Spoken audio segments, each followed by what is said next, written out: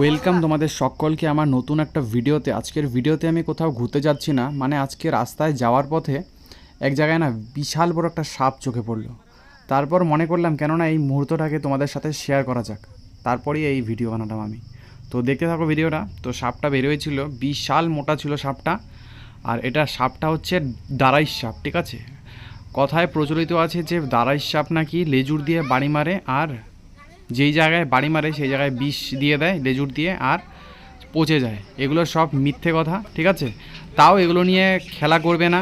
তোমার যদি এক্সপিরিয়েন্স না থাকে তুমি ধরতে যাবে না। তো যে রেস্কিউয়ার আছে তাকেই ফোন করো আর একটা সেফ জায়গায় ছেড়ে দাও।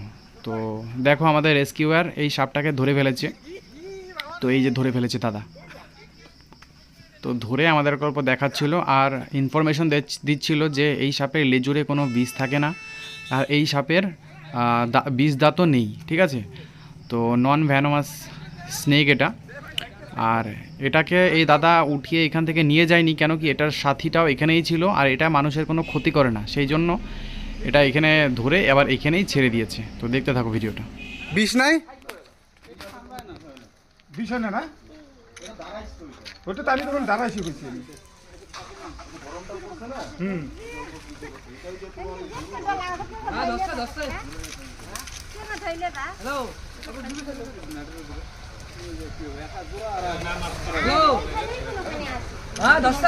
এটা কি অরিজিনাল সত্যি বিষ নাই? বিষ নাই, মানুষকে দেখলাম না লেজের মধ্যে বলে বিষ থাকে, বললাম না লেজের বিষ থাকে না, লেজের মধ্যে বিষ নেই না, ওগুলো মিথ্যা কথা। বালুর মধ্যে থাকে যেটা, ওইটা রেগিস্তানে হয়। মায়ের গেলাম, দেখছিলাম আমি যাইতেছিলাম অন্য জায়গায় সাপ ধরতে, তারপরে তো যে বিট্টু চিল্লাইলো। আমি যে ইসেরে ফোন করছি ডাকছে, টেঙ্গাপাড়া জানো, টেঙ্গাপাড়া এটা কি ছেড়ে দিবা নাকি? এটা আমি এখানে ছেড়ে দিই, এটা থাকুক। এই সাপের কোনো বিষ নেই, এই সাপ থাকা ভালো। তাই নাকি? এটা আমি আজকে জানলাম। এই সাপ বড় থাকা বড় সিওর রুমে রেখে দাও। ধরে দেখি তো, হ্যাঁ ধরে দেখি।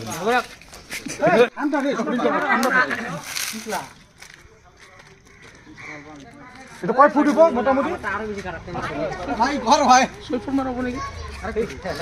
দাদা আমি একটা ফটো দিই। এই যে দিকে তাকাও, এই আমার দিকে।